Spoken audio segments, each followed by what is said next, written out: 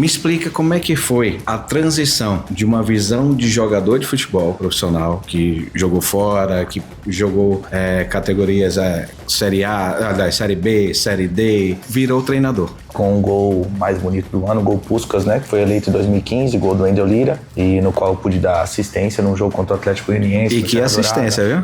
Eu era muito criativo, né? Dentro de campo eu gostava de fazer coisas diferentes. Então, será que eu poderia ter feito alguma coisa pra poder prevenir essa lesão? Será que não precisa, não dava mesmo? O que eu poderia fazer pra poder fortalecer? Qual que é a importância da neurociência hoje? Porque o controle motor é fundamental, inclusive é uma coisa que a gente tá trazendo pra tratar nossos pacientes. Imagina só, você treinar e participar de várias peneiras durante 6 meses, e aí, será que eu vou passar? Será que realmente vão querer ficar comigo? Como é que foi a tua cabeça nessa época aí? Foi uma loucura, na verdade pra mim foi um choque de realidade, porque quando você tem um destaque, eu jogava em Diadema lá, eu jogava com os meninos da minha idade, eu fazia 5 gols no jogo, 6 gols no jogo, eu me sentia um jogador ótimo, bom. Quando eu fui na peneira lá, que eu comecei a ver a realidade, já não era tão bom assim. Quando eu fui pro São Paulo, eu percebi que eu era abaixo do nível deles. E isso não é só pra quem joga bola, isso leva pra vida inteira, pra tudo na vida, pra qualquer conquista, qualquer objetivo, porque eu trago isso pra mim, pra minha realidade também.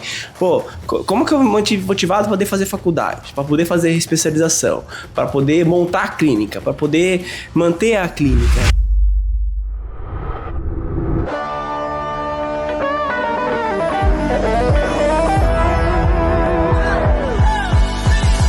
Olá pessoal, sejam bem-vindos ao nosso 5º episódio.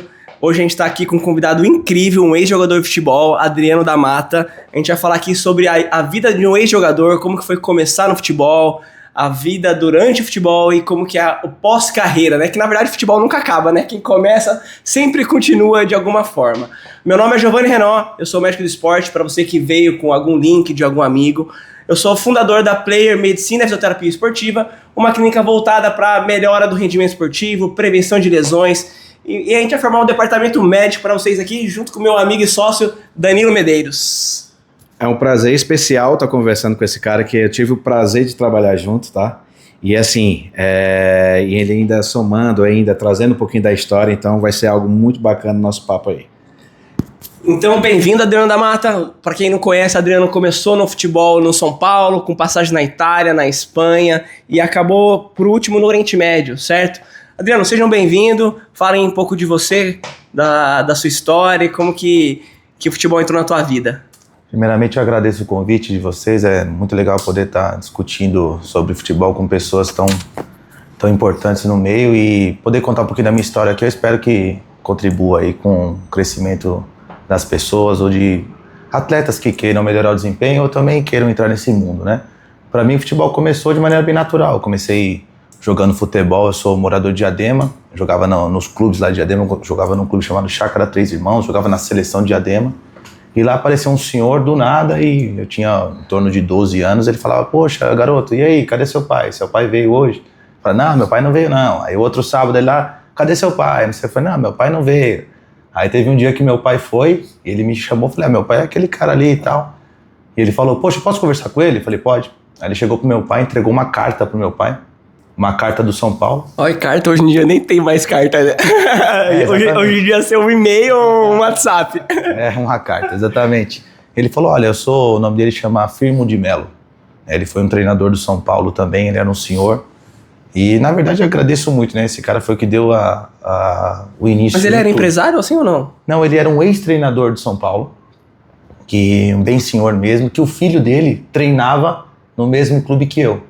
Então ele me via jogando lá, gostou de mim, viu potencial em mim e me indicou ao São Paulo. Ele falou, olha, você vai lá no Morumbi, isso era sábado, ele falou para eu ir na segunda-feira, 7 horas da manhã, isso foi em 2001, acredito. Você vai lá com seu pai, explicou tudo pro meu pai, você vai procurar um senhor chamado Arlindo Galvão, que foi um grande jogador do São Paulo, um zagueiro, que era treinador das categorias de base do São Paulo e um grande amigo do seu Firmo de Melo, né? Que a gente chamava ele de seu Firmo. E eu cheguei lá na porta do Morumbi, bati lá, falei com segurança, 7 horas da manhã. Em Cotia, é isso? Não, foi no Morumbi. No Morumbi mesmo? No Morumbi. Tá. No portão 1, lá na frente, bati, falei. Ele falou, olha, o Arlindo tá chegando aí. Aí quando o Arlindo chegou, mostrei a carta, o Arlindo Galvão abriu a carta, olhou bem pra mim, pro meu pai, falou, você conhece? Mas o que tava escrito na carta? É escrito à mão? Nossa, essa é uma grande dúvida que eu tenho, porque... Você não lembra? Eu não sei, eu não abri a carta. A carta, ela tava com selo, era uma carta do São Paulo. Ah, não abri, entendi. E ela tinha um adesivo do São Paulo fechando a carta. Ah, Então eu não abri essa carta. Essa carta foi só o Arlindo que abriu. aquele selo de imperador, né? Mas lacrado. É antigo, né? Ah, nem tanto, pô. Tá na nossa idade aqui quase, quer quebrar nós. É verdade, interessante, né? Aí eu lembro que o Arlindo Galvão perguntou, você conhece ele mesmo? Onde ele tá, né? Começou a perguntar pra ver se era verídica. E o Arlindo Galvão falando isso assim, com os olhos cheios de lágrimas, assim, sabe? Se emocionou com a... E o Arlindo Galvão, pra quem não conhece, foi um zagueirão, assim, fortão, bem bruto, né? E depois eu descobri que era um treinador bem bruto também. Ele falou, ótimo, entra aqui, vamos tomar um café. Eu tomei um café lá no Morumbi, que naquela época era tudo feito lá, tanto os alojamentos, os refeitórios. Tomei um café com meu pai lá e fui. Aí ele falou, vou te dar a oportunidade de fazer um teste aqui no São Paulo. Aí comecei a fazer teste num campo que tem ali perto também, que chama Campo do Rebouças, né, na época. Que quem passou pelo São Paulo, nessa época, com certeza treinou nele. É um campo bem conhecido, né? Ah, que legal. Mas aí, você teve apoio da família nesse momento? Aí você foi aprovado, você fez um teste. Como que foi pra você essa transição aí, esse começo? Eu comecei a treinar lá e... Obrigado. Eu comecei a treinar nesse campo de terra e logo treinei umas 4, 5 vezes. O Arlindo Galvão era muito sincero. E ele falou pra mim, olha, Adriano, é o seguinte, eu tenho meias, eu treinava e jogava de meia, eu tenho meias no São Paulo que são muito melhores que você. Você não tem espaço no São Paulo de meia, você não tem esse nível. Então, se você quiser, eu preciso de um volante. Eu posso te ensinar a jogar de volante aqui na peneira, e se você for bem e tiver um nível legal, eu te levo para treinar com o time. Então, o Arlindo Galvão, na verdade, foi determinante nessa fase. Começou a me ensinar a jogar de volante na peneira, né? Primeiro ou segundo? Segundo volante. Segundo volante, né? Que é mais perto da posição meio. E a partir daí eu fiquei 6 meses com ele me treinando. Ele me treinou, me ensinou tudo que eu tinha que fazer. Mas a peneira durava 6 meses? Não, a peneira durava um dia. Se ele não gostasse de você, te mandava embora. Então, mas aí você tava treinando com quem daí depois? Com outros que vinham da peneira. Ah, entendi. Eu treinava então você ficou treinando literalmente com várias pessoas diferentes. Exatamente. Todo mundo chegava, saía 50, voltava 50 e eu ficava lá. Fiquei muito tempo treinando lá para ele me ensinar. Ele me preparou para que eu pudesse treinar com a base do São Paulo, que tinha um nível muito alto naquela época. Era uma base como é hoje, né? Muito estruturada, muito forte. E tava mostrando os jogadores lá, né? Tinha... que ele jogou, né, na base, quando ele subiu, foi o Denilson. Eu acho que o atleta que mais teve destaque na categoria de base de São Paulo da minha época era o Denilson, que depois jogou nas seleções todas de base, jogou no profissional de São Paulo, depois jogou no Arsenal. O William, né? Mas o William era do... Denilson Show? Não. Não, o Denilson volante. O Denilson volante jogou no Arsenal. Ah, verdade. Jogou no Arsenal, depois teve passagem lá, passou... Tem alguns jogadores que foram profissionais, teve um pouco menos destaque, mas também passou na categoria de base o Celcinho também, o Breno, o zagueiro, né? Foi lá onde eu conheci uma pessoa que é determinante na minha vida, é muito importante, que é o Otávio De Luca, que hoje é o dono da De Luca Leal Sports, mas era goleiro, né? Esportivo. Não, ele Era o quê? Era meia esquerda. Meia esquerda? Meia esquerda, às vezes jogava de ala esquerda. Errei por pouco. Não, mas assim, tem um porquê. Mas e assim, como é que foi esse período, a adaptação? Imagina só, você treinar e participar de várias peneiras durante 6 meses, e aí, será que eu vou passar? Será que realmente vão querer ficar comigo? Como é que foi a tua cabeça nessa época aí? Foi uma loucura, na verdade, pra mim foi um choque de realidade, porque quando você tem um destaque, eu jogava em Diadema lá, eu jogava com os meninos da minha idade, eu fazia 5 gols no jogo, 6 gols no jogo, eu me sentia um jogador ótimo, bom. Quando eu fui na peneira lá, que eu comecei a ver a realidade, já não era tão bom assim. Quando eu fui pro São Paulo, eu percebi que eu era abaixo do nível deles. Então, assim, eu jogava em Diadema na seleção lá, jogava nos clubes e sentia um cara, né, importante, um jogador diferente. Quando eu cheguei no São Paulo, eu percebi que tinha muitos melhores do que eu. Continuou sendo diferente, né? Só que... comecei pra baixo. Mas daí o CT da base já era em Cotia nessa época também? Não. Eu sou um pouquinho velho. Essa pergunta até me fez perceber o quanto sou velho, né? Porque na época, o São Paulo treinava no CT de Guarapiranga. E tinha uma parceria com a prefeitura de Taboão da Serra, então eu utilizava o estádio de Taboão da Serra para treinar a nossa categoria, né? Mas a maioria das categorias treinavam no CT da Guarapiranga. Mas daí era o CT que tinha que é dormitório, tudo ou não? O da Guarapiranga não, era todas as equipes, as categorias, elas se encontravam no Morumbi, que lá estavam os dormitórios, os refeitórios, tudo. Saíam de ônibus para treinar em Tabuão, saía de ônibus para treinar em Guarapiranga, entendi. Posteriormente saía de ônibus para treinar em Barueri, onde treinava o Desportivo Brasil. Depois estava construindo Cotia e aí foi para Cotia, teve aquela instalação maravilhosa. E aí cada atleta às vezes morava numa casa, talvez. No Morumbi. No Morumbi, morava no Morumbi, entendi. O alojamento era dentro do estádio do Morumbi. Brasil que você tem. O Desportivo Brasil eu tô lá, mas o Desportivo começou em Barueri, né? O primeiro lugar deles foram lá, né? Depois eles construíram um CT lá que, por incrível que pareça, é um dos melhores do Brasil, assim. O CT deles lá não faltam nada pros meninos. Mas daí você ficou quanto tempo na categoria de base de São Paulo? Em São Paulo eu joguei 2 anos, né? Aí pra falar de maneira mais rápida, fiquei 2 anos em São Paulo, de lá saí, tive uma passagem rápida pelo Palmeiras.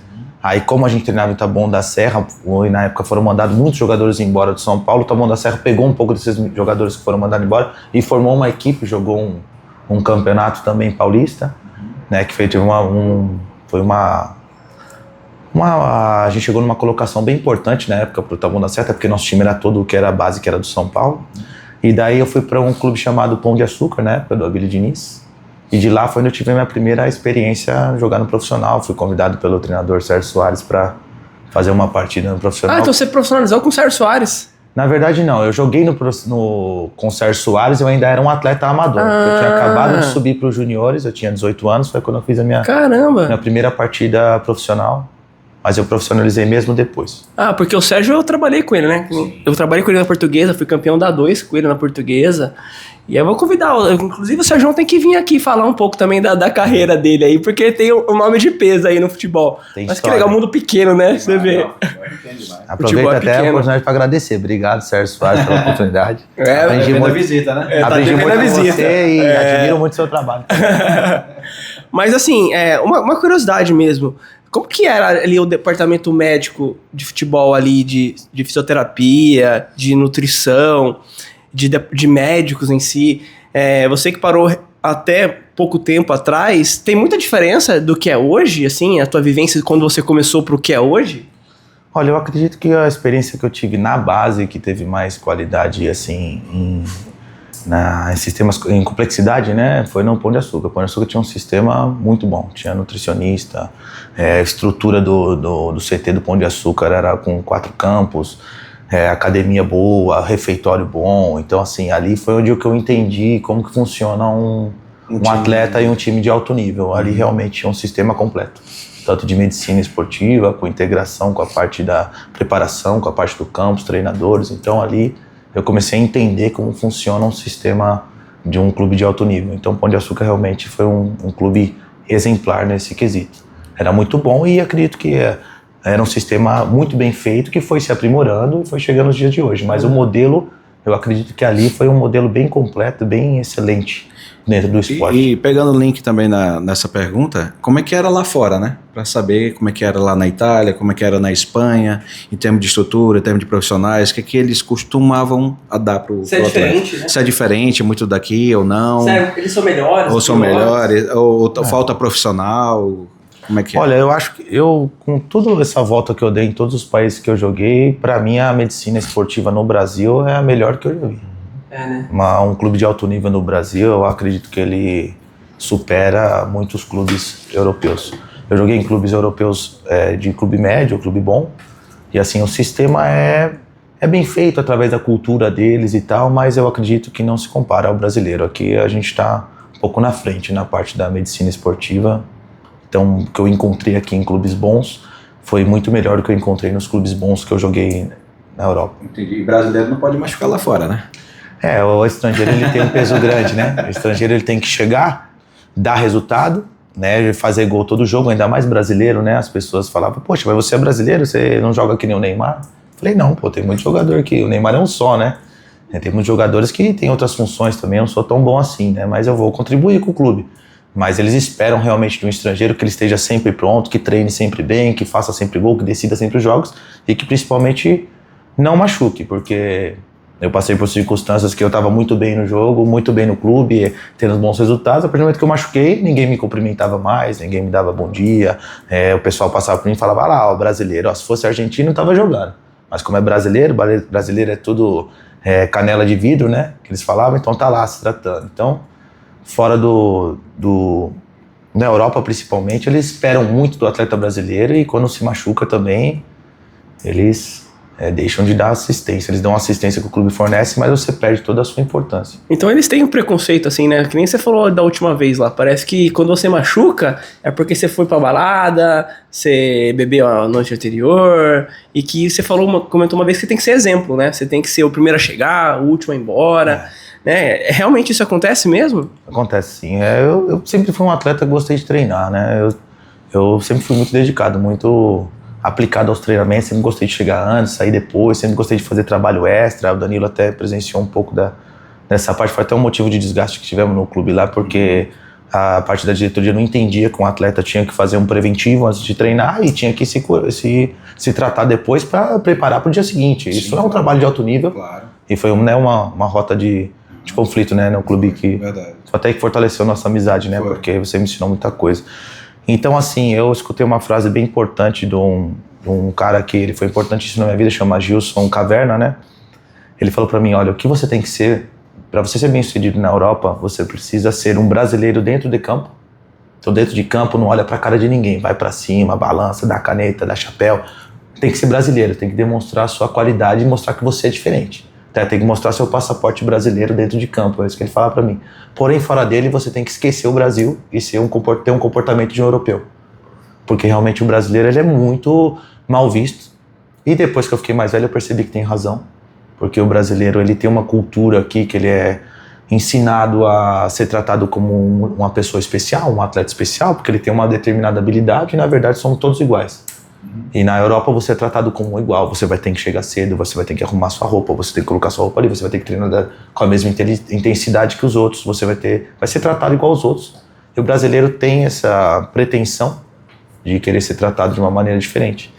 E você acha que isso aí, até por exemplo o Endrick, o Estevão, você acha que até esses jogadores de maior expressão assim, do futebol no momento do Brasil que foi pra Europa, o Endrick foi recentemente, você acha que eles também chegam com essa pressão? Ou você acha que talvez os craques mesmo assim, talvez sofra menos esse tipo de coisa? Eu acredito que ele sofre um pouco menos, porque ele sai daqui de um clube que é excelente como o Palmeiras e vai para um clube que é ainda mais excelente como o Real Madrid. Então, assim, se ele estiver achando que ele vai ser tratado diferente, né, por ser bom ou por ser um jovem, só por tudo que foi criado em cima dele, lá ele vai perceber que ele tem que entrar no mecanismo. Temos vários exemplos disso. Tem uma bela entrevista do Diego Ribas que fala sobre isso, sobre a relação dele com o Simeone. Tem muitos exemplos aí do Cristiano Ronaldo. Como que pode um cara que é o melhor do mundo chega uma hora antes e o Endrick vai querer chegar em cima do horário, entendeu? Então ali, estando naquele ambiente europeu, você entende que você precisa entrar naquele mecanismo de ter um treinamento, treinar bem, porque senão você não joga. Você pode ser bom que fosse, se você não treinar bem, se você não cumprir a sua função, se você não souber como contribuir para a equipe, você não vai conseguir contribuir a sua parte individual. Então, a partir do momento que o atleta entende como ele deve servir ao time, ele começa a engrandecer a sua parte individual. Isso entra também na parte de desempenho do campo, mas também na parte de postura, comportamento, como ele interage com os companheiros, o exemplo que ele transmite chegando antes, fazendo um preventivo, na intensidade que ele treina, se prepara, como ele se cuida fora do campo. Então, tudo isso vai complementar o atleta para que ele seja respeitado e seja aceito, né, inserido naquela realidade. E aí, a partir daí, ele vai poder se destacar. Então, eu espero que o Endrick entenda isso rápido, se é que já não sabe, para que logo ele possa... também é assessorado também, né?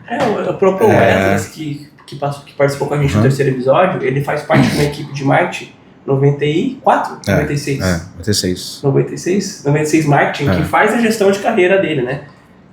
O que vai falar, como vai se comportar, né? E aí explica direitinho como é que faz, o que ele deve falar, como se posicionar, então tudo isso daí que é muito importante também, tá? Me explica como é que foi a transição de uma visão de jogador de futebol profissional, que jogou fora, que jogou categorias Série A, Série B, Série D, enfim, todo esse processo, virou treinador. Mas já, Danilo? Não, eu quero... Porque assim, é um link que eu sou TDAH, se eu não perguntar eu esqueço. Não tô no final. Mas porque eu quero saber, porque pegando um pouquinho, a cabeça dele é legal. Como é que é essa transição, como é que foi nesse processo? Isso na verdade tem um link com o que eu acabei de dizer, sabe? Porque quando eu comecei a jogar, claro que a realidade do Hendrick foi muito diferente da minha, pelos mercados que nós atingimos, né? Então, assim, no mercado que eu atingi, eu fui um atleta que eu fiquei muito sozinho, né? Eu fui pra Espanha, morei sozinho, falava com quem? Tinha qual amiga? É muito difícil para um brasileiro se inserir em outro país, mesmo sendo um país que você tenha facilidade para se comunicar, tal, que é o caso da Espanha. Então, por ter ficado muito sozinho, eu tive muito tempo para refletir sobre o que estava acontecendo comigo, e eu comecei a entender como eu poderia crescer como atleta, como pessoa, para poder me inserir naquele local. Porque quando eu fui para a Espanha, eu tive uma proposta maravilhosa, eu queria ficar lá 10 anos, 15 anos. Eu falei, se eu tiver um comportamento igual de todos os brasileiros, eu vou bater e voltar. Eu não quero. O que eu preciso fazer? Aí eu fui lá, comprei um dicionário, comprei um caderno, e todo dia eu comprava o jornal, traduzia ele. Falei, eu preciso aprender a falar espanhol perfeitamente o mais rápido possível. Foi aí que tanto que eu acredito que em 3 meses eu já dei uma entrevista em espanhol e fui elogiado que eu falava muito bem espanhol, porque eu estudava todos os dias. Aí eu comecei a entender o poder do conhecimento, o poder do estudo. Porque a língua nesse momento é uma barreira, né? Não só a diferença geográfica, né? Mas a língua, se você não conversa, você não comunica, né? Exatamente. Fica isolado. É pro rendimento também. Né? Rendimento, em campo, né? Que você falou que você aprendeu. O que você aprendeu mesmo? Pra poder se comunicar lá? O árabe, né? O árabe, Pra poder conversar dentro de campo, né? Como você vai falar com os caras, né? Eu acredito que isso foi uma grande sacada que eu tive, que influenciou muito a minha carreira. Eu não era nenhum craque jogador, eu acredito que eu era um bom jogador. Eu jogava muito bem, mas o que eu fiz muito bem foi, primeiro, eu tive muita resiliência em vários fatores, mas eu percebi logo que quanto mais eu estudasse, mais conhecimento eu tivesse, melhor seria a minha adaptação ao clube e aos meus atletas. Então, por exemplo, uma coisa que é importante você aprender num país é a língua. A língua já vai facilitar muito para minhas relações, para entender o que está acontecendo, para não ser enganado também. E outra coisa que eu investi bastante, que refletiu muito na Itália, refletiu muito quando eu fui para o Oriente Médio, foi estudar sobre a cultura do local. Verdade. Então eu entendi como que pensa um espanhol. O que é importante para ele no futebol? Por exemplo, a partir do momento que eu joguei na Espanha, o meu futebol mudou totalmente. Eu aprendi a jogar 1 toque, 2 toques, quando era hora de ir pra frente, quando era pro lado. Eu joguei com um treinador chamado Alfredo Santelena, que jogou no La Coruña com o Djalminha. Ele me ensinou a jogar em posições diferentes também, que eu também fui pra lá como meia, mas lá tinha um meia que era emprestado do Atlético de Madrid e o outro era do Vila Real, se eu não me engano. Então eu não ia jogar na meia, ele me colocou para jogar de ponta esquerda. Eu falei, mas nunca joguei aqui nesse sistema espanhol, porque naquela época, quando eu jogava no Brasil, eu ainda jogava com 2 volantes e 2 meias. Era um meia mais armador e um meia mais habilidoso. Eu era um meia armador, que eu era um jogador técnico. Quando eu cheguei lá, era um meia só, um cara fera, camisa 10 do clube, já tinha 30 e poucos anos, eu tinha 19 quando eu fui pra Espanha. Então ele me colocou na ponta esquerda e começou a me ensinar a me movimentar. Aí eu comecei a me interessar. Estudei a língua, eu estudei a cultura do país. Como que eles jogam aqui? O que eu tenho que fazer para ser bem sucedido? Comecei a estudar os costumes, né, do povo para eu poder conversar. Saber o que eu ia dizer, o que eu não ia, como que eu tinha que me comportar. E você que passou em vários países, realmente o futebol é diferente de país para país, porque a gente que às vezes não jogou, né, por mais que trabalhe com futebol, mas não jogou, a gente que não tem um ponto de vista muito bom, tático. O Danilo não acha. Você. Eu tô falando do futebol da praça ali, Danilo. Joguei de verdade. Muda mesmo, cara? Você acha que é mesmo? O que muda mais, assim? O que você vê que muda? Olha, pra mim muda muito a mentalidade, que ela vai mudar todos os fatores e muda a cultura do local. Uma coisa que é muito importante se considerar, que é quando eu estava dando treino para os meninos da Delucleon, até falava muito eles, vocês estão indo para um mercado dos Estados Unidos. Como que eles jogam lá? Você sabe? Você tem que saber. Por exemplo, quando eu joguei na Espanha, a gente treinava 2-3 dias na semana, treinos de posse de bola. Naquela época estava na moda, estava um ponto forte, que era a época do Barcelona, do Ronaldinho e tal. E a gente treinava muito posse de bola. Então assim, lá eu aprendi a jogar 1 toque, 2 toques, a ver a jogada antes da bola vir para mim. É algo essencial no futebol hoje, ao meu ver. Logo fui para a Itália. Para a Itália, por exemplo, a gente treinava, ao invés de 3 dias de posse de bola, a gente treinava 3 dias de posicionamentos táticos, posicionamentos de linhas, coberturas, atacar a bola, escapar, né? São todas expressões de futebol, né? Mas Marcação, né? e assim, defesa, poxa, linha de defesa, linha de meio. Então eu aprendi muito a marcar, entendi muito sobre tática na Itália, evolui muito sobre a defesa, muito sobre a tática, como que se faz para encurtar espaços. Aí tem uma coisa bem interessante também. Se você joga num país que ele é calor, tem uma maneira de se jogar. Se joga na chuva, é uma maneira diferente. Se você joga na neve, é diferente. Como que o brasileiro vai jogar na neve? Se ele não tem essa experiência. Nunca jogou assim, aqui, né? Quanto mais rápido você entender, mais rápido você vai se adaptar, mais rápido você vai conseguir desempenhar todo o seu potencial. E evoluir mais rápido, né? Não, perfeito. Agora a gente fez um esquema diferente aqui, que você trouxe as camisas, o Danilo teve uma ideia. A gente vai mostrar aqui umas camisetas que você já passou. E assim, o que vinha na tua cabeça na hora que você pegar nela e visualizar. Vamos começar com a primeira, assim. A gente tem a primeira e a última. A primeira aqui é do São Paulo. Ó, deixa eu pegar aqui, ó. Essa aqui é a história que eu contei. Eu tenho que agradecer o Firmo de Melo. Muito obrigado, seu Firmo. E essa aí era de treino? Essa era de treino. De jogo eu não tenho nenhuma, não. Porque minhas camisas já tudo foi... O pessoal vai pedindo, você vai dando de presente aí. Foi as que sobraram. Então começou aqui no São Paulo, que é onde eu conheci o Otávio lá. E conheci o Arlindo Galvão, que é essa história. Boa. Eu joguei por 2 anos. Aí, qual eu vou querer nessa azul que eu tenho participação. Azul? Essa aqui? Essa aqui eu trouxe uma matéria aqui tem bastante matéria de jornal. Você jogou com ele, Danilo? Joguei. Joguei a bola pra ele ir atrás da bola. Aqui é o Goianésia, que eu tive o prazer de conhecer o Damata, tá? Trabalhar junto, onde a gente trocou muita figurinha. Cara, e o Damata era bem legal, porque ele conseguia, a vontade dele de ensinar é muito grande, que é uma das coisas que eu mais admiro. Eu lembro que ele pegava um moleque lá e ensinava inglês pra ele. Ele botava lá, você vai aprender a falar inglês, aprender a falar outra língua. Então, é um cara que sempre gosta de ensinar. E eu tive o prazer. E assim, infelizmente ele chegou machucado, enfim, a gente precisou todo um processo que a gente teve que fazer uma briga meio que interna para poder resolver. E assim, foi lá onde a nossa amizade se fortaleceu, né? E assim, o que é que representa essa blusa aqui, que é do Goianésia Esporte Clube, na sua carreira? Essa camisa aqui é da minha primeira passagem no Goianésia, que foi em 2015. É uma história bem legal porque marcou a minha vida, né? E o Goianésia naquela época vinha de 2 anos consecutivos chegando na semifinal e queria chegar nas finais do Campeonato Goiano. E eu fui lá nesse 3º ano, foi lá onde eu conheci atletas importantes na história do Goianésia, que foi o caso do Romerito, o Nonato, Rony, Luciano, o goleiro Leandro também, que fez história lá, o Wendel Lira, sabe, Carlinhos Capixaba. Então assim, o Goianésia tinha um time de uma estrutura muito boa. E poder participar desse ano foi sensacional, porque nós chegamos na semifinal novamente, perdemos para o Goiás, empatamos o jogo em casa em 2-2 e perdemos para o Goiás acredito que foi um gol do Felipe Menezes no Serra Dourado. E essa camiseta é do dia, né, que, poxa, marcou a história do Goianésia, marcou a história do Wendel Lira e a minha também, né, com o gol mais bonito do ano, o gol Puskás, né, que foi eleito em 2015, gol do Wendel Lira. E no qual eu pude dar assistência num jogo contra o Atlético Goianiense. E que assistência, viu? Chegou, faz. Eu tinha essa característica, eu gostava eu era muito criativo, né? Dentro de campo eu gostava de fazer coisas diferentes. Então naquele jogo eu já tinha tentado dar um passe rasteira e o zagueiro tinha cortado. Então já estava na minha cabeça lá que a próxima bola eu ia levantar e jogar por cima para dar uma assistência para o atacante que seja, né? Aí a jogada se desenhou daquela maneira, eu já estava com isso na cabeça. Aí acabei dando um passe por cima, então acabou mudando tudo. E depois do passe, assim, na hora que vocês começaram a conversar, pô, que golaço, não sei o quê. Vocês imaginavam que ia chegar, assim, no Puskás? Ou, caralho, esse gol é Puskás. Fez aquela zoeirinha ou não?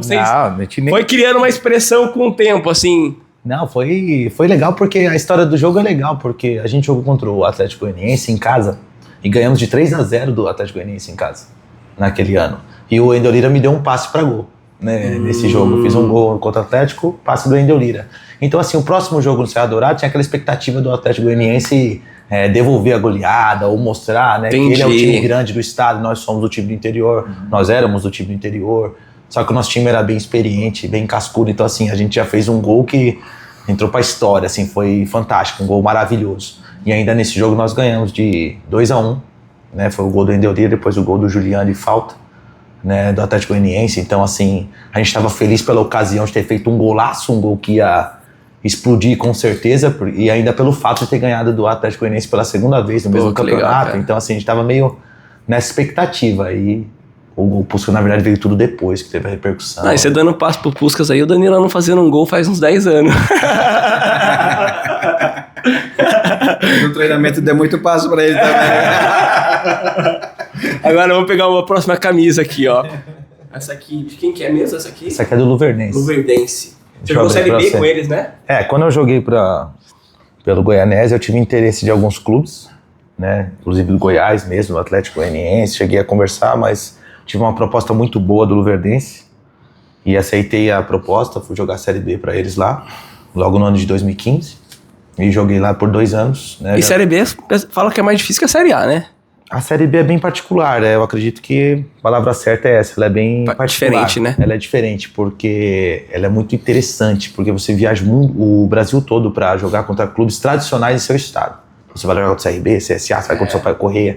Então, assim, foi uma experiência muito legal, assim, no primeiro ano que eu fui contratado para jogar a Série B, eu já consegui jogar 25 jogos, foi uma campanha do Luverdense, que na época, o segundo turno do Luverdense, ele fez o mesmo número de pontos do Corinthians na Série A, e o Corinthians foi campeão, e nós saímos da zona de rebaixamento do primeiro turno e acabamos aquele campeonato em 9º, né? Mas assim, foi um segundo turno que fez um número de pontos muito grande, ficou marcado lá na história. Que posição que vocês ficaram na época, você lembra? Ficamos em 9º, mas a gente saiu da zona de rebaixamento, ficamos lá em 6º, 5º, aí nas últimas rodadas nós pegamos, umas rodadas meio ingratas também, né? Pegamos o Vitória, se ganhasse da gente subia no Barradão, não, desculpa, na Fonte Nova, que foi um dos jogos mais emocionantes da minha vida, tinha 53 mil torcedores do Vitória na Fonte Nova, e o Vitória conseguiu ganhar da gente subir, tá de parabéns. E pegamos também o Botafogo, né? Que legal. Que tinha Daniel Carvalho, Neilton, Sassá, o Ilharão, que também jogou um jogo contra nós lá no nosso estádio, também que se ganhasse subia, ganhou e subiu. Então assim, a gente perdeu pontos nessas últimas rodadas, acabamos o campeonato em 9º. Mas foi um ótimo campeonato pro Luverdense, ficou marcado lá, e pra mim poder jogar no mesmo ano, participei do gol mais bonito do mundo, que, poxa, pra mim é um motivo de orgulho até hoje, porque... Caralho, imagina, você dá um passo gol mais bonito do mundo, velho. O que mais me deixa feliz é que isso é uma história. Sim, ninguém apaga, né? Na história do futebol vai ficar marcado pra sempre, exatamente. Exatamente. Então assim, queira ou não, não fui eu que fiz o gol, foi o Wendel. Mas ninguém trabalha sozinho, né? Participar daquele lance, pra mim, hoje e pra sempre, será um motivo de orgulho, que eu vou lembrar com carinho.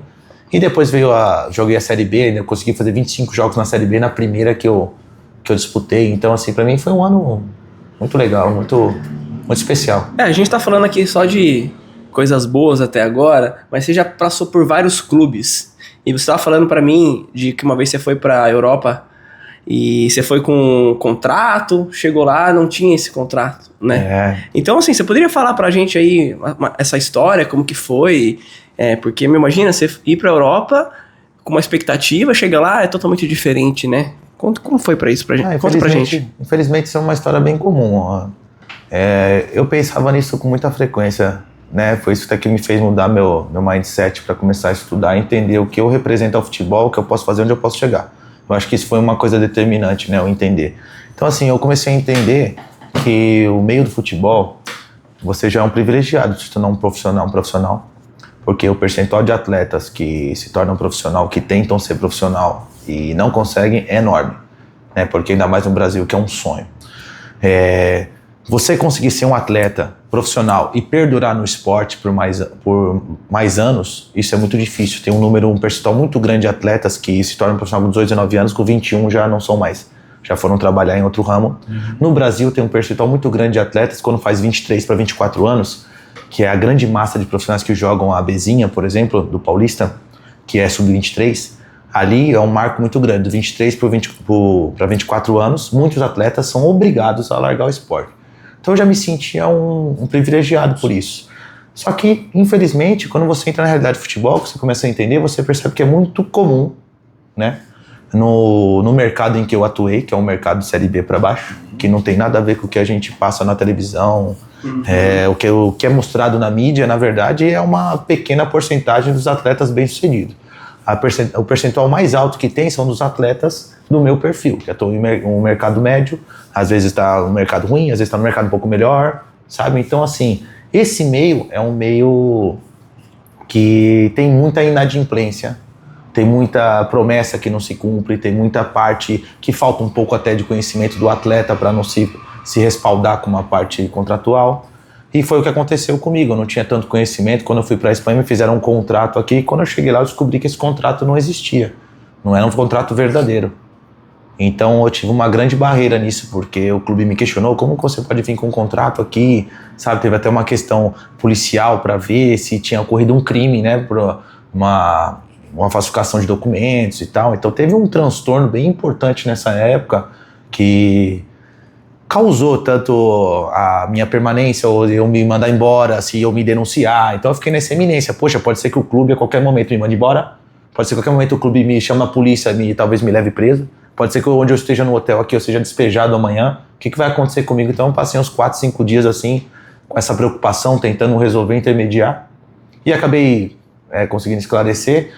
E fiquei no clube, mas também fiquei no clube durante 10 meses, recebi 3 meses de salário apenas, sabe? Foi um clube que foi muito bom por um lado, que é a parte do treinador, a Santa Helena, que me ensinou a jogar, aprendi a cultura espanhola, poxa, morei numa cidade incrível, mas compensação de 10 meses receber 3 salários, ficou uma situação bem constrangedora, não tive respaldo nenhum de nada do clube, porque foi uma época também que teve aquela crise na imobiliária na Espanha, o dono do nosso clube era um dono de imobiliária, então ele parou de colocar dinheiro no clube, o clube ficou bem abandonado.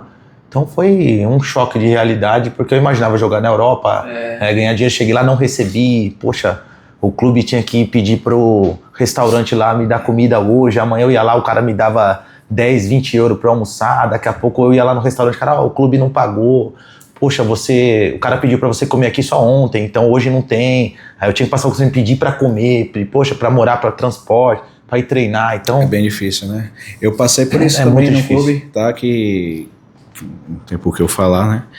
Mas eu tive que comprar algumas vezes pão pro jogador comer de manhã, tive que comprar macarrão, tive que comprar até peixe pro jogador comer. Então era um negócio bem difícil. E assim, até falo, muito torcedor, se conhecer o futebol internamente, eu acho que uns 80% deixa de torcer. Porque conseguem ver e identificar.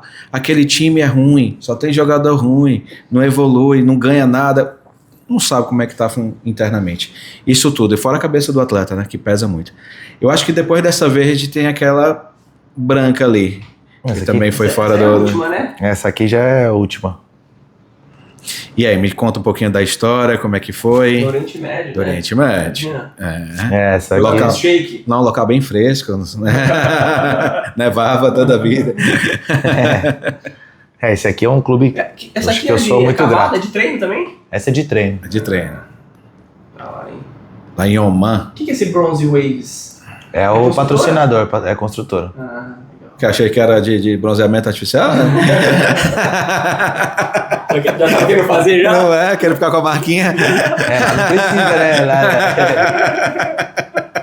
E aí, me então, conta como é que foi a experiência lá. Esse já foi no final de carreira, acredito que eu fui pra lá, eu tinha 30 anos. Surgiu a oportunidade de jogar em Oman. E eu acredito que foi uma ótima escolha que eu fiz. Eu fiquei lá durante 4 anos. Foi exatamente eu já... 4 anos? 4 anos. Caramba. Na verdade, tinha contrato para ficar 6, com uma cláusula de renovação para ficar mais 2. Então, assim, o meu planejamento lá era ficar mais 8 anos lá. Durante 8 anos, né? Que seria, na verdade, acabaria meu contrato no ano que vem. Uhum. Né? Que eu faria 38 anos. Então, para mim, foi importante na parte econômica, principalmente, né? Essa escolha. E conhecer o mercado, assim, do Oriente Médio de futebol teve um crescimento muito grande, porque eu cheguei lá, eu já estava muito mais preparado, já era mais velho, e acabei me tornando no primeiro ano uma referência para o clube, depois fui capitão, então eu pude aplicar tudo que eu aprendi na minha trajetória lá, então assim, meu índice de acerto foi muito maior. Quando eu cheguei lá, a primeira coisa que eu fiz foi estudar, aprimorar o meu inglês, né, foi aprender um pouco de árabe, estudei muito sobre a cultura e a religião islâmica para eu poder saber com o que eu ia conversar, como que eu deveria me comportar, né? Qual que é a característica do país, por exemplo? Lá é muito quente, né? Então só treina às 6 horas da tarde, quando o sol se põe, né? Os jogos também são à tarde, é uma vida um pouco mais noturna. Só treina depois que o sol se põe? E jogo também? Por quê? Vezes, eu não lembro mais. Por causa do clima mesmo. Ah, por causa do clima. O clima ele é muito quente e muito seco, por causa que tem poeira, né? Tem tempestade de areia, então tem poeira do deserto que às vezes vem para a cidade, então o clima fica muito seco. Então se você treinar no sol, você tem um alto índice de UV lá, né? Então é arriscado, né, para câncer de pele e tudo mais. Então se treina quando o sol baixa. Então o treino é ou 5 horas da tarde ou 6 horas depois da reza. Aí comecei a entender por que tem a reza, por que tem aquilo, por que se veste dessa maneira. Aí isso influencia no comportamento do atleta que vai estar lá chutando a bola também. Então o jogo muda também bastante a maneira de jogar, a maneira de entendimento, a maneira de se relacionar. Só como eu já estava um pouco mais velho, eu tinha passado por essas experiências de estar na Espanha, na Itália, né, eu tinha batido bastante a cabeça, tinha cometido vários erros também. Então eu cheguei lá, eu já comecei a estudar logo de cara, já comecei a me preparar melhor. Então foi um lugar que eu fui muito bem sucedido, fui muito bem tratado, foi tudo excelente, morava bem, treinava bem. Os árabes lá, dos clubes, os torcedores, tudo me trataram de uma maneira sensacional, só posso agradecer. E gostaria, na verdade, se eu não tivesse tido uma lesão, né, que no quarto ano eu tive uma lesão que me aposentou, eu gostaria de estar lá até hoje, porque realmente minha vida lá foi maravilhosa. Legal. São lembranças ótimas. A gente vai entrar nesse ponto aí de como foi essa lesão, por que você parou, mas tem mais uma camiseta ali, né? Essa aqui, na verdade, foi da Ponte Preta do Leme lá, também através do Gilson lá, do Kimba e do Elvis. É uma camisa pesada da Várzea aí de São Paulo, com uma grande torcida. Que eles fizeram, eu trouxe ela porque ela teve um papel importante na minha vida. Porque depois que eu me machuquei, foi uma lesão muito grave. Ah, ela foi depois aqui ainda? Essa aqui foi depois que eu me aposentei. Ah, tá. Eu achei que foi antes. Eu achei que tinha sido antes dessa do Oriente Médio. Não, essa aqui foi... Na verdade, resgatou um pouco a minha alegria de jogar futebol. Ah, então vamos fazer o link da lesão que você teve pra você chegar ali no Leme. Esse é o motivo que eu trouxe essa camisa, porque quando eu me machuquei foi muito traumatizante, né? Uma lesão, ela traumatiza muito o atleta na parte, né, muscular, na parte física, mas também na sua parte mental, emocional, ela é muito agressiva. E foi assim que eu comecei a aprender a cuidar do corpo humano integrado com o seu cérebro, com as suas emoções, sua mente, que tudo está integrado, tudo faz parte, é como eu trabalho hoje em dia. Muitas coisas que eu faço hoje, eu acredito que mais de 90% são todas coisas que eu apliquei em mim mesmo.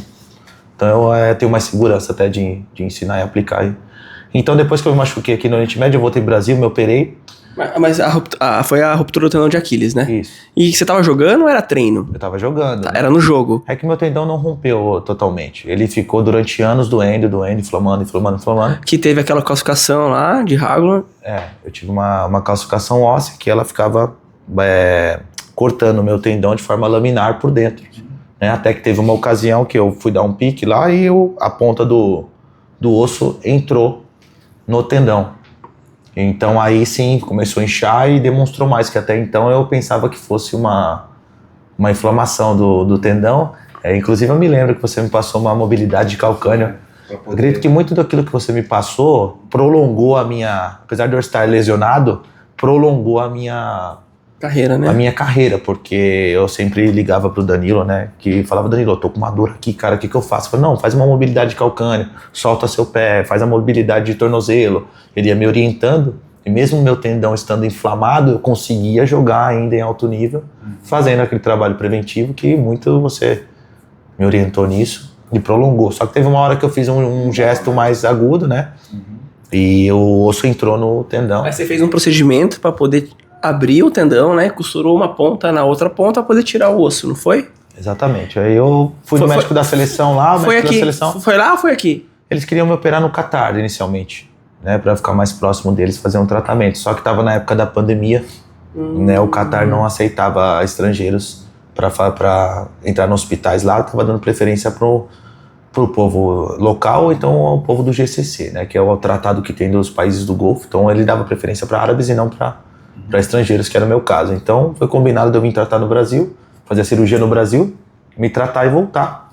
E na cirurgia teve que desinserir, né, o meu tendão do calcâneo, cortar a ponta do osso, né, que estava pegando no tendão, e depois colocar o tendão de volta. Então foi a partir dessa cirurgia, segundo o médico, teve muita fibrose em volta, teve que fazer uma reconstituição mais mais forte, mais delicada, que isso eu deveria considerar que eu não iria jogar mais futebol. Coisa que depois, ao passar dos meses, eu constatei que ele estava certo. Foi 2021, 2022, né? E o clube lá que deu toda assistência para você? Toda assistência. O clube árabe deu toda assistência. E, além de dar toda assistência, manteve o meu visto aberto e meu contrato em vigência. Porque eles acreditavam, eles falaram para mim, da Mata, se você for lá e demorar 2 meses para você se recuperar, volta em 2 meses. Se demorar 4 meses, volta. Se demorar 1 ano, não tem problema. A gente vai deixar seu contrato aberto, seu visto aberto. Você, a partir do momento que você estiver correndo, manda um vídeo de você estiver correndo, estiver bem, batendo na bola, 100%, e volte. Então, nessa minha recuperação, eu ligava, conversava com o presidente, falava, presidente, olha, eu ainda não tô bom, preciso de mais alguns meses, beleza. Aí, quando deu 10 meses, 1 ano, eu liguei para ele e falei, presidente, eu tô ligando para agradecer tudo que o senhor fez por mim, toda a assistência, mas assim, eu não acredito que eu vou voltar a recuperar meu nível de futebol, o nível que o senhor me conheceu, e esse presidente me ajudou muito, foi muito bacana comigo, cumpriu tudo, me deu todas as assistências. Aí eu falei para ele, olha, eu não quero voltar aí para jogar se eu não tô 100%, porque não é justo com o senhor que tanto me ajudou, não é honesto da minha parte, então eu prefiro... tô te avisando que você já pode cancelar meu visto, pode encerrar o meu contrato, que eu acredito que eu nunca mais vou conseguir jogar bola em alto nível. E foi aí que eu desisti da vida de jogador profissional, de atleta. Mas daí você parou de jogar, você falou pra ele, eu não vou lá mais. Aí o que você ficou? Você já deixou de jogar? Foi buscar alguma brecha aí que você foi no Leme? Como que foi essa transição? Na verdade, essa transição foi bem traumática na minha carreira, na minha cabeça. A parte emocional minha ficou muito abalada, porque eu vi a eminência de eu poder jogar 8 anos no Oriente Médio, né? No qual era um país que eu jogava super bem, era uma referência no meu clube, eu recebia em dia, tinha um salário bom. E eu me via na parte de perder isso de uma hora para outra aí. Isso, acredito que a lesão ela é muito traumatizante, muito traumática para o atleta. Uma lesão que possa causar uma aposentadoria ou a iminência da aposentadoria é um trauma ainda maior. Porque, assim, para mim era aterrorizante o fato de eu não poder jogar bola mais. E isso afetou muito na minha saúde. Afetou demais. Então, a minha sorte, né? Eu acredito que foi a minha sorte, foi que nesse processo voltou a aparecer um amigo meu que jogou no São Paulo, que é o Otávio De Luca, eu tenho muito a agradecer ele, e o Fernando Leão, que são donos da De Luca Leão Esportes, que ele abriu as portas para mim, dizendo, da Mata, vem cá, você se operou, como é que você tá? Vem aqui com a gente, vem conhecer como é trabalhar, você já considerou ser treinador?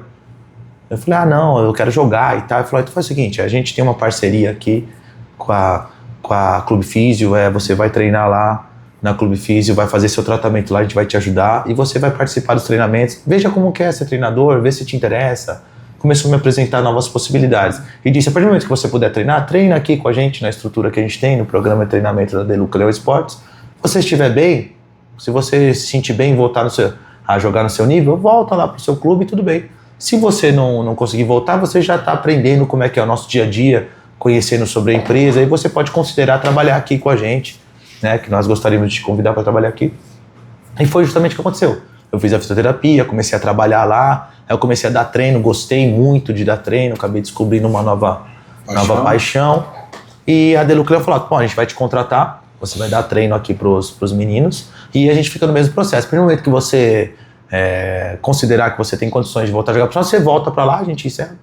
E assim vai. Só que como eu não voltei, eu já entrei na empresa, comecei a dar treino, comecei a gostar, comecei a estudar cada vez mais e comecei a perceber também que eu não conseguia mais correr, não tinha mais condições de ser um atleta de alto nível e comecei a trabalhar e assim fui seguindo. Então foi uma transição meio que abrupta e gradual ao mesmo tempo, né? Porque de um momento para outro você teve que desistir, teoricamente, da carreira de futebol profissional, mas foi entrando em outra profissão, vamos dizer assim, né, de forma gradual, né, e como que foi, assim, hoje em dia você tá bem com isso, ainda você fala, putz, eu acho que eu não devia ter feito cirurgia, eu devia ter tratado de outra forma, como que foi? Como você lida com isso hoje? Pra mim foi muito difícil inicialmente, hoje eu entendo um pouco mais, né, amadureci sobre esse fato e entendi, porque na época, como eu disse anteriormente, foi um trauma psicológico muito grande pra mim, sabe, eu tava num nível muito bom, jogando muito bem, daqui a pouco eu não podia fazer mais. Aí você vê a sua perna que era forte, né? Você tinha um certo desempenho, aí você vê sua perna operada, fraca, nossa, com uma atrofia muscular enorme, sabe? Uma dor insuportável, porque a cirurgia ela muda muito toda a sua biomecânica ela vai ser afetada através de uma cirurgia, e principalmente a parte mental ela é muito determinante nesse fato. Então, para mim, eu fiquei meio depressivo, sabe? Fiquei bem chateado. E o fato de começar a trabalhar lá e me ocupar, sabe? Eu comecei a trabalhar, poxa, às vezes eu começava a trabalhar às 7 horas da manhã, ia trabalhar até 10 horas da noite, porque eu queria ocupar minha cabeça, porque a primeira vez que eu tava em casa eu tava triste, eu tava chateado, porque toda hora eu tava me imaginando jogando e eu não podia mais. Então, assim, por um lado, foi muito importante eu começar a trabalhar na Educação Esporte, começar a aprender, começar a ocupar minha mente. Depois me apareceu a oportunidade de ser professor também de futebol no Posto 011, no qual também começou a preencher os meus horários, de ocupar minha mente. Eu comecei a descobrir coisas que eu gostava de fazer também. Então, assim, a parte mental da minha lesão, assim, a minha lesão ela durou 1 ano para eu voltar a andar normalmente. Mas a parte mental demorou uns 2 anos para eu entender o que aconteceu comigo, por que aconteceu naquela época, entender que realmente acabou e que eu poderia ser útil em outra área, porque o atleta não se sente, não se vê em outro trabalho, até porque é muito intenso a vida de atleta, você nem pensa nisso. E eu poder me enxergar no mercado de trabalho, poder me enxergar sendo treinador, contribuindo também em um ramo que eu gosto muito, eu aprendi que eu gosto muito de ensinar, gosto muito desse trabalho e que eu também posso ser útil. Então, assim, eu acho que como ser humano, né, foi um baque muito grande que durou 1 ano, 2 anos que eu estava abalado psicologicamente, realmente. Fiquei triste, fiquei depressivo, e poder entender isso, hoje eu já me sinto bem, que eu já superei, que isso aconteceu, como que eu tive que fazer, e o que eu posso agregar na minha vida e na vida dos outros, sem ser através do futebol, né? Então, entendi. E assim, é bem importante. Planos para o futuro.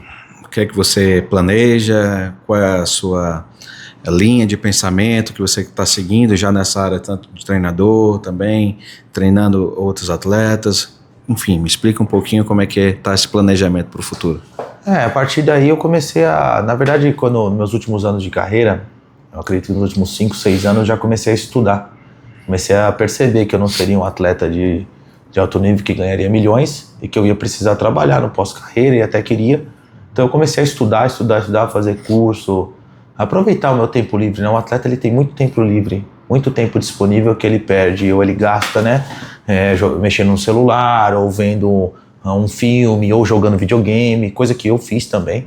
Eu comecei a trocar o tempo que eu ficava jogando videogame para fazer um curso, para estudar sobre alguma coisa, para melhorar minha cultura em algo.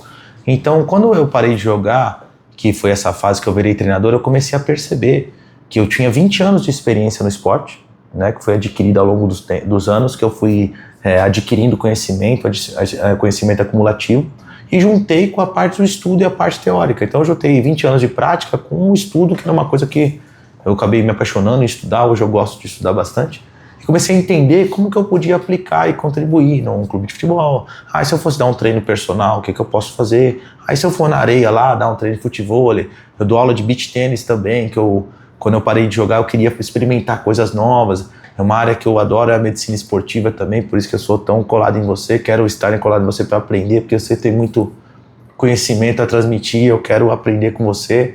Então, essa fase, né, que já fazem 3 anos na verdade 4 anos que eu me aposentei, eu procurei experimentar coisas novas.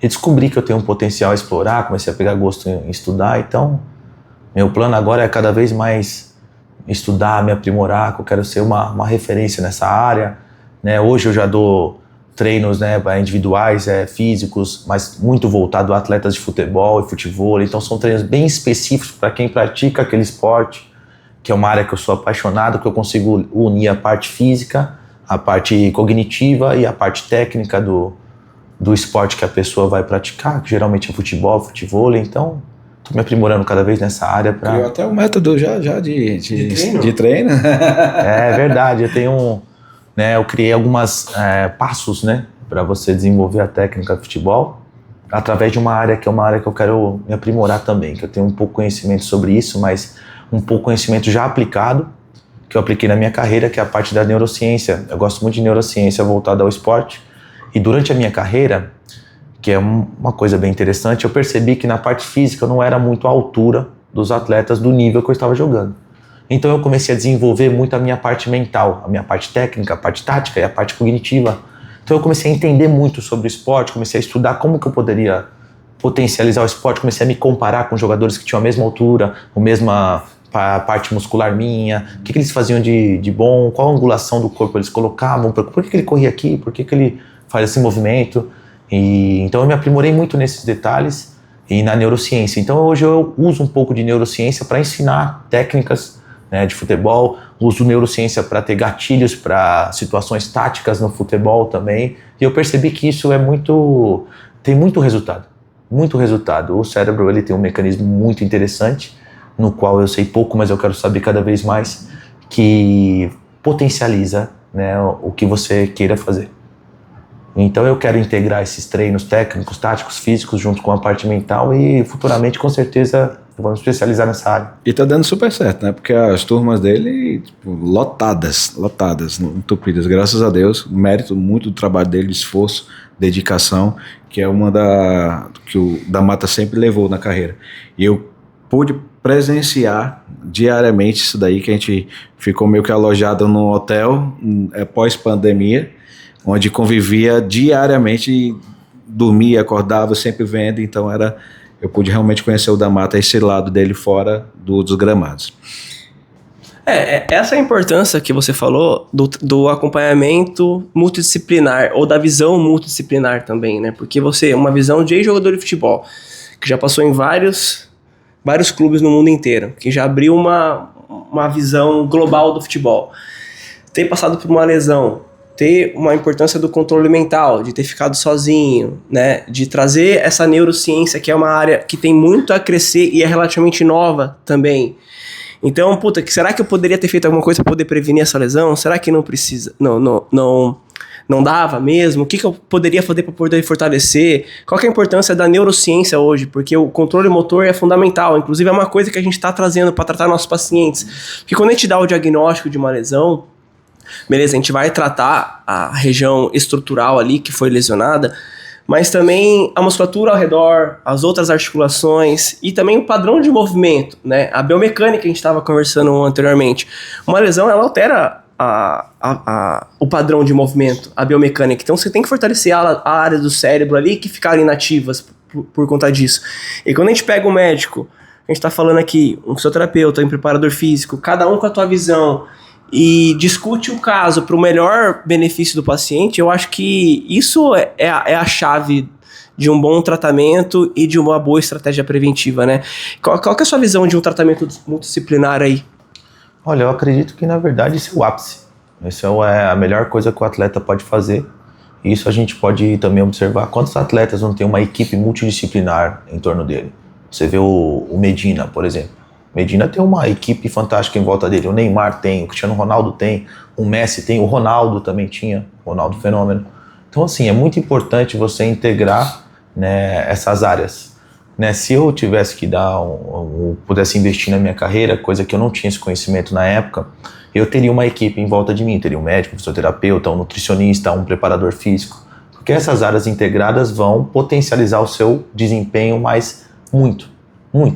Você com certeza vai estar acima da maioria dos atletas, porque tudo isso faz parte de um bom desempenho. Se você machucar, você vai ter que ter um bom tratamento até chegar no seu desempenho. Se você já estiver tendo um desempenho legal, se você tiver uma equipe multidisciplinar, seu desempenho com certeza será potencializado, porque essas áreas são importantíssimas para um atleta, principalmente um atleta de alto rendimento. É isso que eu ia comentar mesmo, para a gente já finalizar, para você que já passou por uma carreira de futebol.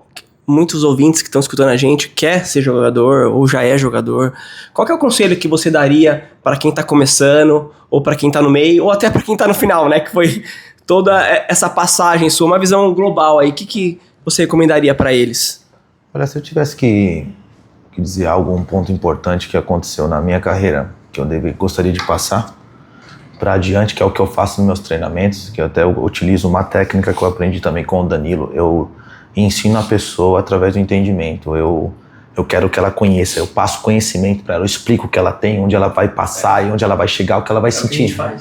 Que é os processos que vocês fazem aqui, que eu acho um trabalho excelente.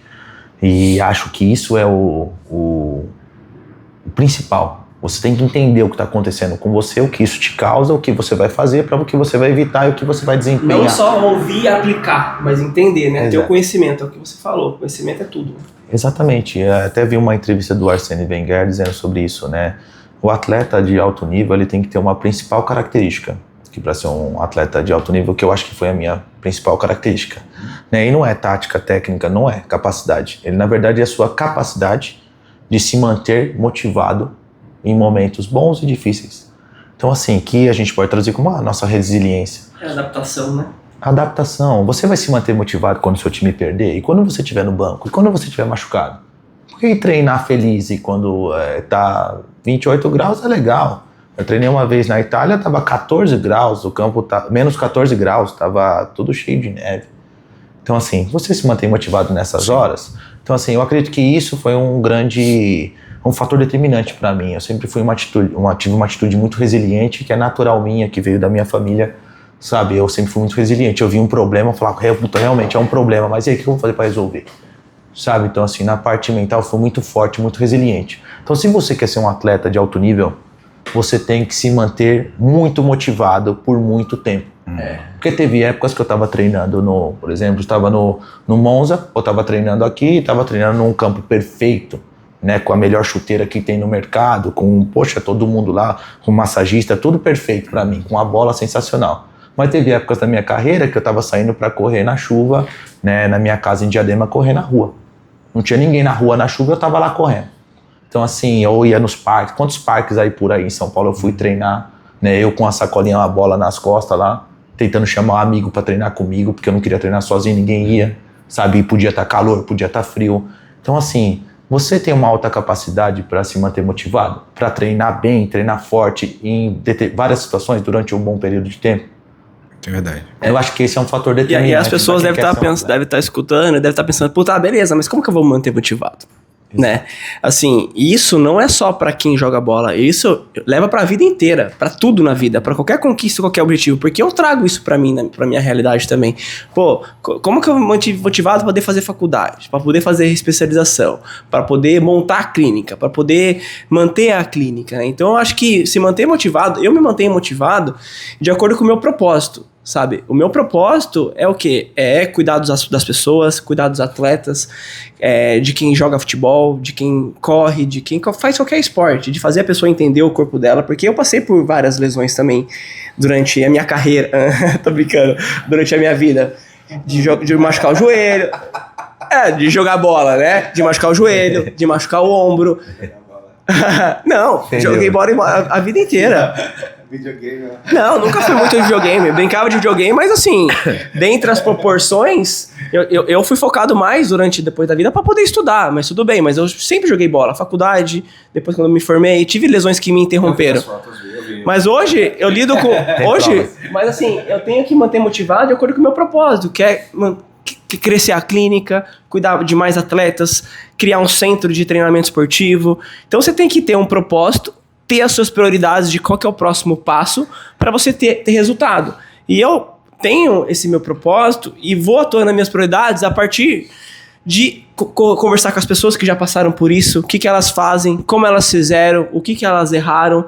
Eu leio livros de autoajuda hoje de que eu nunca li anteriormente, de empreendedorismo. A gente até troca livros. A gente troca livros, dicas. Então, para você que escutou essa dica do Damata, que eu também absorvi, eu faço bastante isso, né? Então, você deve ter os seus caminhos, você faz os seus também, então não tem um certo ou um errado, mas você ter a humildade de conversar com os outros e ler, independente de qual livro que você lê, mas que faça sentido para você nesse momento, eu acho que esse é o caminho.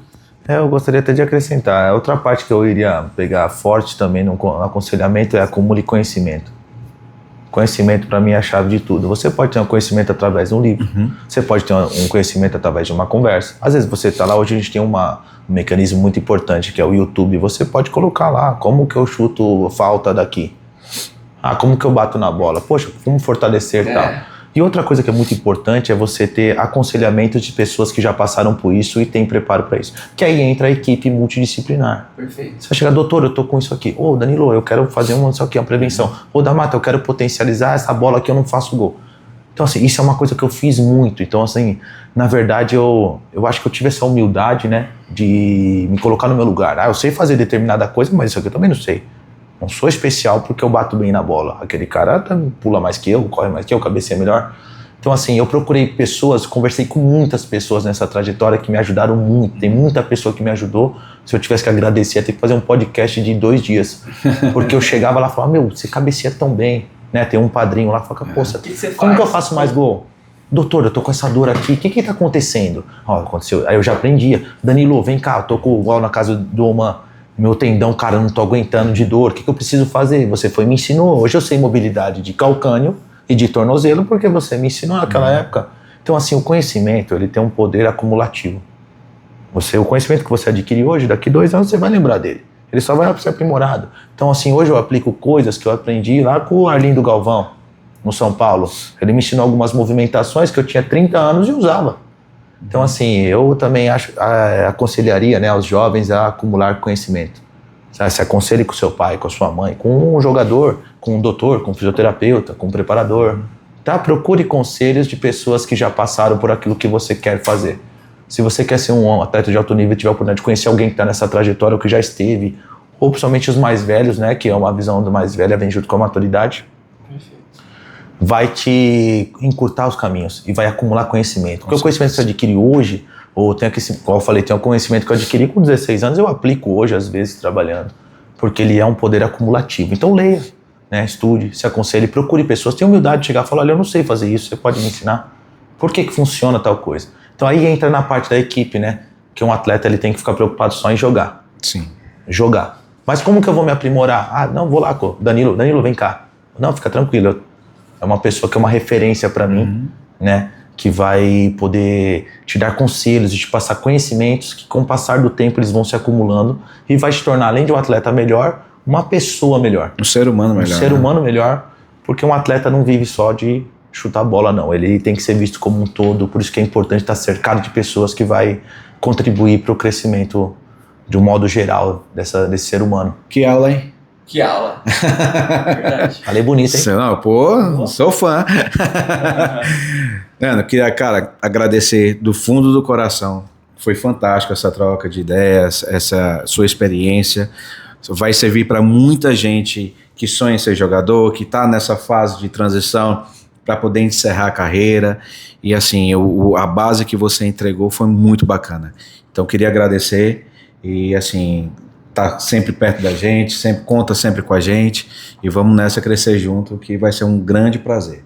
Exatamente. E a casa aqui é sua mesmo, cara. Você já tem essa amizade com o Danilo e, cara, amigo do Danilo é amigo meu. A gente se ajuda aqui. Pô, você atendeu a minha irmã, a gente atende junto. A gente vai discutir junto. Você tá com algum jogador seu lá que tá sentindo alguma coisa, tá com algum desconforto, ou você viu que tem uma possível alteração biomecânica que pode machucar mais pra frente. Cara, traz ele aqui. A gente conversa, o Danilo dá o ponto de vista dele, eu dou o meu. E eu tenho certeza que a gente, dando a visão de cada um, a gente sempre vai evoluir. Obrigado mesmo por tudo aí que você conversou, abriu bastante a nossa cabeça aqui para muita coisa para frente. Obrigado. Legal, que eu agradeço aí, aproveito até para agradecer todas as pessoas que estiveram nessa trajetória. Tem muita gente que me ajudou, entre família, amigos, e que contribuíram com o meu crescimento, treinadores, preparadores, fisioterapeutas. Todos vocês fizeram parte, né, da construção daquilo que eu sou hoje. Então eu agradeço muito, porque muitas pessoas me ajudaram nessa trajetória e assim, poder estar falando um pouco da minha vida aqui, do que aconteceu, daquilo que eu sou hoje, é uma oportunidade incrível, sabe, que eu gostei muito de estar aqui batendo um papo com vocês, gosto de estar aqui na clínica de vocês, porque aqui é um trabalho de excelência, estou sempre aprendendo algo, então eu espero que vocês me recebam aqui mais vezes também, para eu poder... Pode deixar. Eu poder Obrigado, trocar muito bom. conhecimento e sempre estar aprendendo com vocês também. Legal, muito bom. Obrigadão. Valeu. Valeu, gente.